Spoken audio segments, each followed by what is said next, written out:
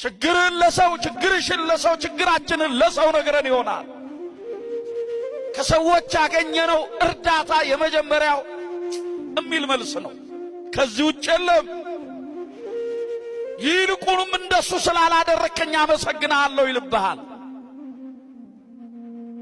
የእግዚአብሔር ወዳጆች ያየብንን ያላሳየብን፣ የሰማብንን ያላሰማብን፣ ጉዳችንንና ገበናችንን የተሸከመልን እርሱ ነው። እዛ ትንቢተ ኤርምያስ ምዕራፍ 9 ላይ ምን እንደሚል ታውቃላችሁ? ኦርቶዶክሳውያን በሰው የታመነ እርሱ የተረገመ ነው ይላል። አለቀ። በአራት ነጥብ ዘጋው። በእግዚአብሔር የታመነ እርሱ ለዘላለም የተባረከ ነው።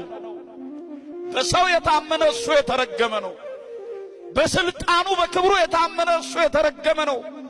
በእግዚአብሔር የታመነ እርሱ ለዘላለም የተባረከ ነው ካለ በኋላ እንዲህ ይላል። ወዳጄ ይላል ሰው ማን እንደሆነ ልንገርህ ይልና ሸምበቆ ታውቃለህ አለ።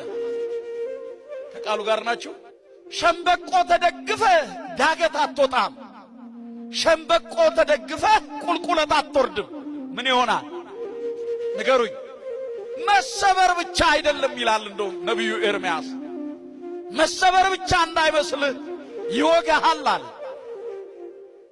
መውጋት ብቻ አይደለም፣ እጅህን ምን ይለዋል? ያደማሃል። ሰው ማለት ይሄ ነው። ከሚያደማን፣ ከሚያቆስለን፣ ከሚለያየን፣ ከሚነጣጥለን ክፉን መንፈስ ያስወግድልን። ስለዚህ እምነት በእግዚአብሔር ይሆን ዘንድ ዛሬ ላንተ የንነገርኳል። እግዚአብሔር ከሚገኝባቸው መንገዶች መካከል አንዱ እምነት ነው።